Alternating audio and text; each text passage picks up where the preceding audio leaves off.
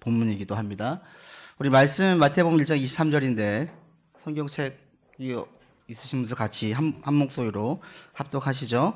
보라, 처녀가 잉태하여 아들을 낳을 것이요 그의 이름을 임마누엘이라 하리라 하셨으니 이를 번역한즉 하나님이 우리와 함께 계시다 함이라. 마태복음 1장 23절. 아멘. 네, 저는 애들 보고 설교해야 되겠네요. 너무 좋네. 오늘 본문은 사실은 제가 교회학교에서 3주간 했던 말씀을, 애들에게 3주 동안 쭉 했던 말씀을 모아서 하는 설교이기 때문에 초등학교 2학년 수준이면은 1학년 수준이면 다 이해할 수 있는 설교 내용입니다. 좀 귀담아 들으시고 우리 어린 친구들과 같이 좀 잘 집중해서 들으세요. 오늘은 이 성탄절이죠. 전 세계적으로 예수님 오심을 함께 축하하고 또 기뻐하는 날이기도 합니다. 근데 정말 그래요. 왜냐하면 그 세계 4대 종교가 있잖아요. 무슬림이 있고 이슬람이 있고 힌두교가 있고 또 불교가 있고 기독교가 있는데, 이슬람은 동남아하고 중동, 북아프리카 일대에 다 거기에만 있어요. 힌두교는 95% 이상이 인도에 있어요. 그리고 그 접경 지역에 있어요. 그리고 불교는 88%가 동아시아에 있대요. 그런데 우리 기독교는 유럽의 25%, 또 중남미의 25%, 아프리카의 22%, 아시아의 15%, 북미의 12%다 퍼져 있어요. 성탄절을 딱 하면 전 세계에서 다 들썩이는 거예요. 왜 그럴까요? 아기 예수님 오시는 게 왜 이렇게 좋아할까요? 아기 예수님 왜 우리가 축하해줘요? 예수님께서 어떻게 오신 거예요? 누구로 오신 거예요? 그냥 사람으로 오셨는데 그분이 누구였다라는 거예요? 하나님의 아들 신이었다라는 거예요. 신. 인간이 신이었다라는 거죠.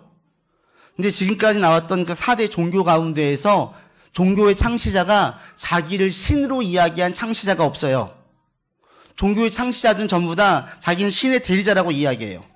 이슬람도 불교도 힌두교는 종교의 창시자가 아예 없어요. 너무나 오랫동안 많은 종교들이 짬뽕되어서 그들 전통과 섞여 있어가지고 힌두교는 한 가지의 교리가 없어요. 그런데 불교는 시타르타가 절대 자기를 신이라고 이야기한 적이 없어요. 그리고 이슬람도 마호메트 또 무함마드가 자기를 신으로 이야기한 적이 없어요. 대리자라고 이야기해요. 그런데 예수님은 자기가 신이래요. 그 당시 사람들은 다 미쳤다 그랬어요. 지금 미친 거야. 제정신이 아니야. 그리고 심지어는 이 신이라고 말한 것 때문에 예수님께서 죽으셨어요. 그리고 더 신기한 게 있었어요. 그게 뭐예요?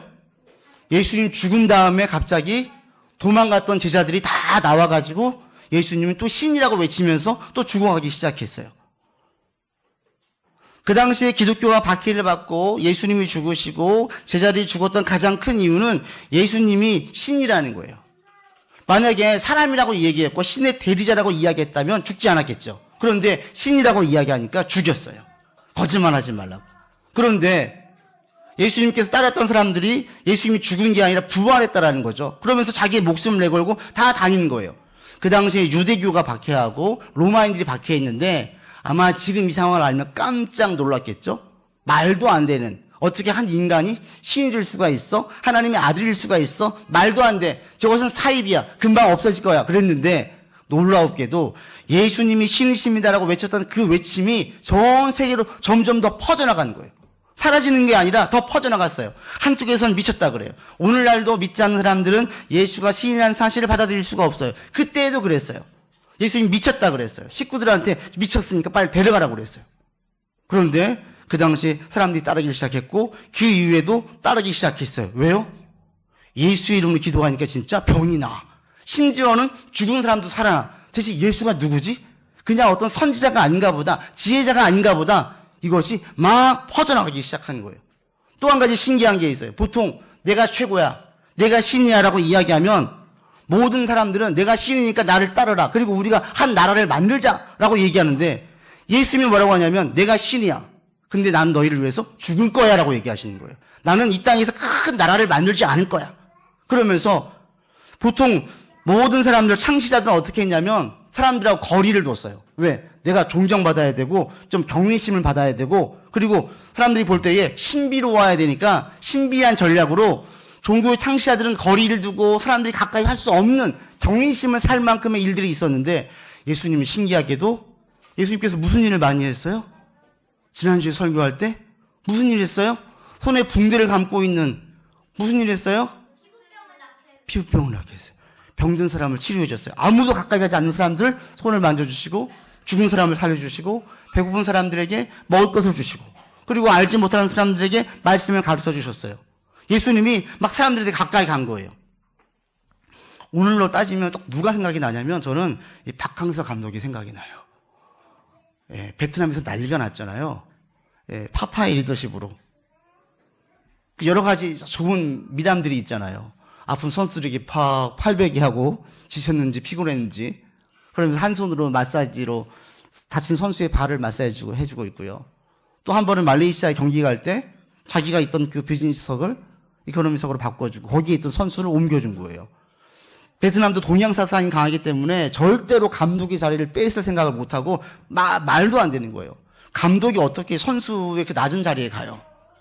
극구 사양했죠. 근데 끝까지 감독은 안 쳤어요. 실력만 좋았던 것이 아니라 이 감독은 철저하게 선수와 함께 했어요. 그 다음 들에서 정말 우승했잖아요. 저도 처음 들어본 그 스즈키컵 그 영상이나 기사에 보면 그런 말들 많이 나와요. 살다 내가 베트남 축구를 응원하긴 처음이다. 거기서 또 들어가요. 제가 살다 베트남 축구를 보고 감동받긴 처음이고 스즈키컵에서 베트남이 이기기를 바랐던 건 처음이에요. 우승하기 제가 감동을 했어요. 저하고 아무 상관도 없는데 그런 분들 많잖아요. 더 신기한 게 그 베트남 경기를 보면 태극기를 간간히 볼 수 있었어요. 웃기죠? 그것도 웃기잖아요? 2002년도에 우리가 히딩크 때문에 난리가 났어요. 그러나 히딩크 나라의 그 감독, 그 나라의 국기를 들고 흔든 사람은 아무도 없었어요. 근데 베트남은 대한민국 국기를 들고 막 흔들어요. 이 박항서 감독이 이만큼 대단한 거죠. 우승을 했어요. 어느 기업에서 이 감독님에게 1억 이상에 되는 상금을 줬어요. 근데 감독이 갑자기 그 자리에서 딱 뭐라고 얘기해요? 이 돈은 내가 가져가지 않고 유소년 축구를 위해서 이 돈을 장학금으로 내놓겠습니다. 바로 내놓았어요. 더 감동하는 거예요. 야, 이 박항서라는 사람은 진짜 우리를 사랑하는구나. 진짜 우리나라 베트남의 축구가 발전되기를 원하고 있구나. 이것을 다 알고 있는 거예요. 다른 감독들은 절대 그렇게 하지 않죠. 철저하게 계약이죠.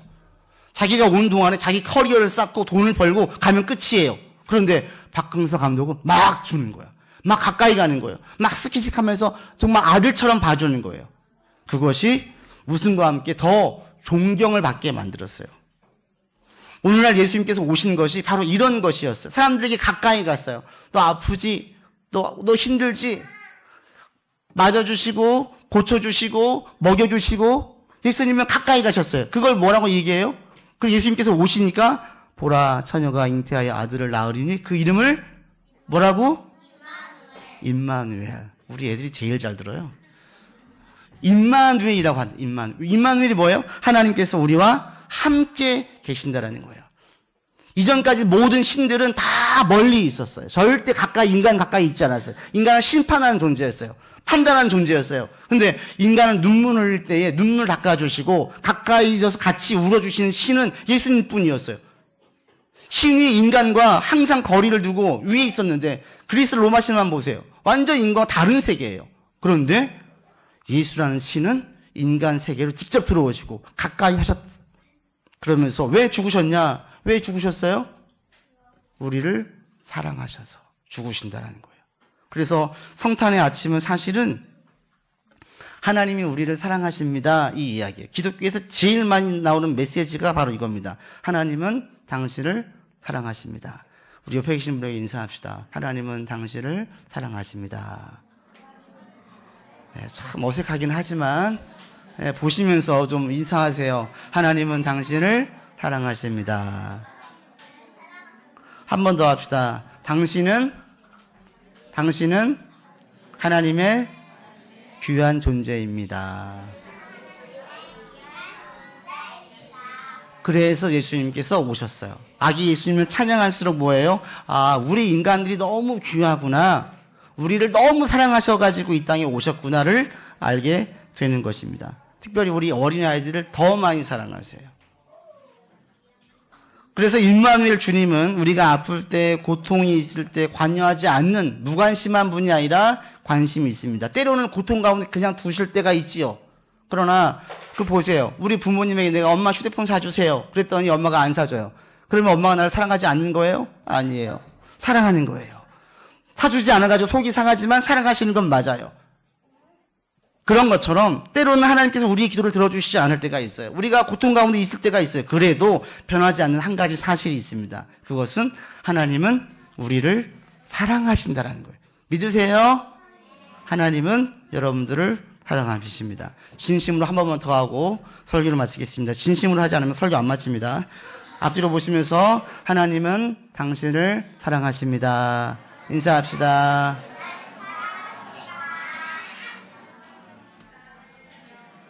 기도하겠습니다. 아기 예수님의 오심을 함께 축하하고 축복하며 즐거워합니다. 예수님이 이 땅에 오신 큰 이유가 우리를 사랑하시는 것을 보이기 위함이셨습니다. 이 땅에 계실 때에 아픈 사람들 같이 아파해 주시고 병든 사람들 고쳐주시고 말씀을 제대로 알지 못하는 사람들에게 말씀을 알려주시고 먹을 것이 없는 사람들에게 먹을 것을 주셨습니다. 예수님이란 신은 인간을 판단하고 정죄하고 멀리 높이 계시는 분이 아니라 우리와 함께 하시는 분이었습니다. 오늘 성탄의 아침 우리를 사랑하시는 주님의 사랑을 우리가 모두 알기를 원합니다. 세상에서 내게 관심을 두지 않아도 나의 삶이 힘들고 어려워도 하나님은 우리를 사랑하십니다. 이 사실은 변하지 않습니다. 오늘 이 진리를 붙들고 나아가게 하시고 나를 사랑하시는 하나님께서 옆에 있는 친구도 우리 모든 사람들도 사랑하셔서 이 시간 예배드리는 모든 분들이 하나님의 귀한 존재임을 우리로 알게 하여 주십시오. 예수님의 이름으로 기도드립니다. 아멘.